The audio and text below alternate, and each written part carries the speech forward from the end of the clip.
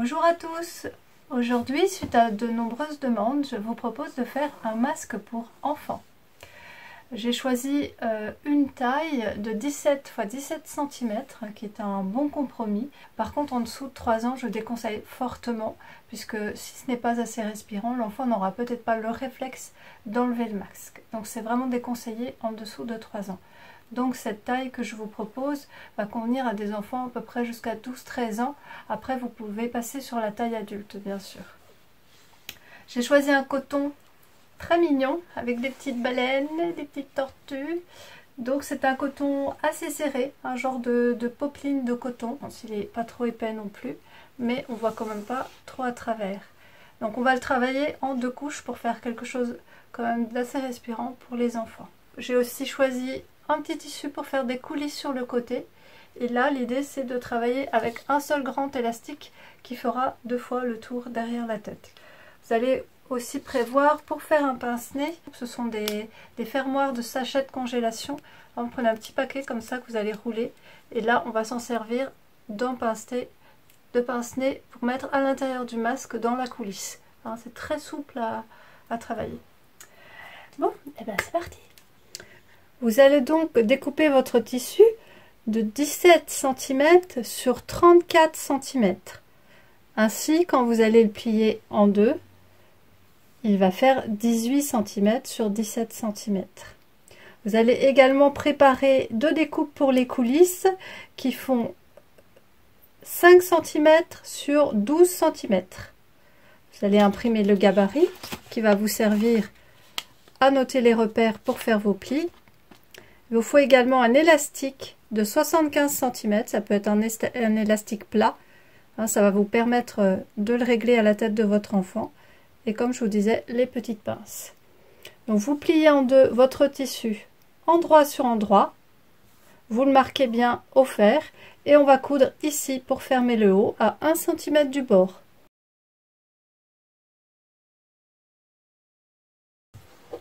Une fois que c'est fait, vous allez retourner votre tissu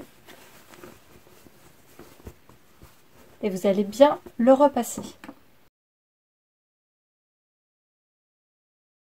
Faisant bien correspondre la couture sur le bas. Faites attention sur le côté avant au motif pour qu'il ne se retrouve pas à l'envers. Donc ça, c'est l'avant de mon masque avec la petite baleine. Donc je vais travailler d'abord sur l'envers. Et vous allez utiliser votre gabarit pour faire vos marques. On va commencer simplement par la marque en haut qui correspond à la pliure pour la coulisse. Et vous allez replier de manière à fixer le pli de la coulisse. On a 1,3 cm comme sur le gabarit. Vous allez fixer avec vos petits trombones, vos pinces à cheveux ou vos petites pinces comme moi. Et on va faire ici une couture en bas à 1 mm. Pour cette couture, vous allez commencer ici, donc à 1 mm du bord du pli en bas. Mais vous allez repousser le tissu un moment pour pouvoir sortir le pince-nez pour le lavage et le repassage. Donc arrivé ici, je vais pousser un petit peu mon tissu avec mon doigt pour faire cette petite ouverture. Voilà, ça donne ça. Donc par ici, on pourra mettre le pince-nez et le retirer. Donc étape suivante, vous allez bien travailler sur l'avant du motif, du masque. Je le présente vers l'avant pour faire mes plis, pour qu'ils soient vers le bas. Donc vous allez positionner votre gabarit. Donc vous avez bien replié la coulisse en haut, donc faites-la dépasser. Et de chaque côté, vous allez marquer des petits traits qui correspondent à vos plis. Je vous conseille de plier votre papier, ça va vous aider à avoir le modèle de pliage. Si vous êtes perdu au moment du pliage, c'est plus facile d'avoir plié son papier. Ensuite, vous allez prendre à chaque fois les 2 côtés pour être bien alignés face à face. Et vous faites votre premier pli.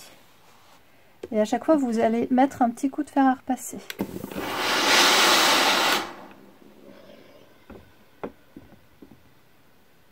Mettez vos petites pinces ou vos petits trombones sur les côtés pour bien les fixer.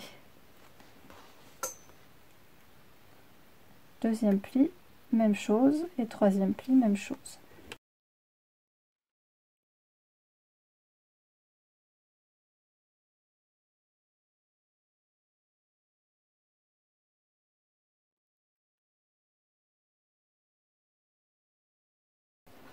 Et voilà, on se retrouve avec nos plis préparés. On va ensuite faire une piqûre de chaque côté à 0,5 mm du bord.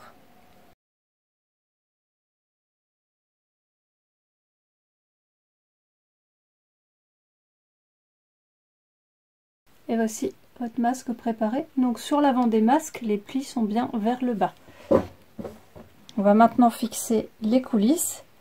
Donc vous allez prendre l'arrière du masque, l'envers, et vous allez positionner endroit contre endroit les coulisses sur le côté. Vous repliez en haut, vous mettez votre petite pince ou votre trombone et vous repliez en bas. Alors voilà ce que ça va donner. Vous faites la même chose des deux côtés et vous allez piquer à 1 cm du bord.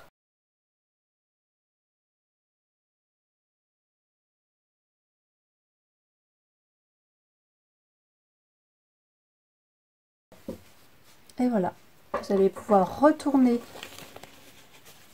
les petites pattes sur les côtés. Et vous allez repasser.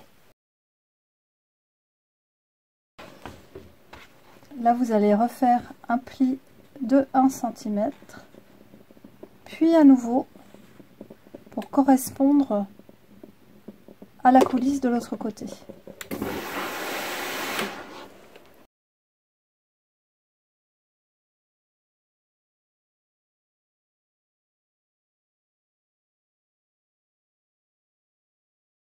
Cette fois, on va piquer ici à 1 mm bien au bord, le long de chaque coulisse des deux côtés.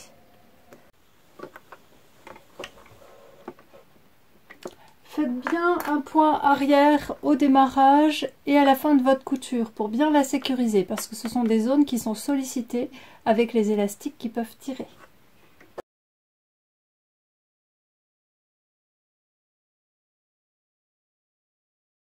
Il ne vous reste plus qu'à couper les petits fils qui dépassent et à glisser l'élastique. Moi j'ai un outil spécial mais vous pouvez très bien le fixer avec une épingle à nourrice pour pouvoir passer à travers les coulisses.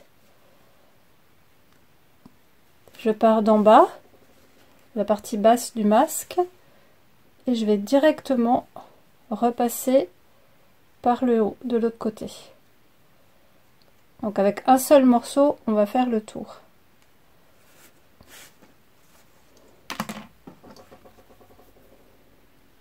Vous faites un nœud avec les deux bouts d'élastique. Voilà, donc votre élastique passe comme ça. Là, votre masque est fini. Vous allez quand même glisser le petit pince-nez à l'intérieur de la coulisse.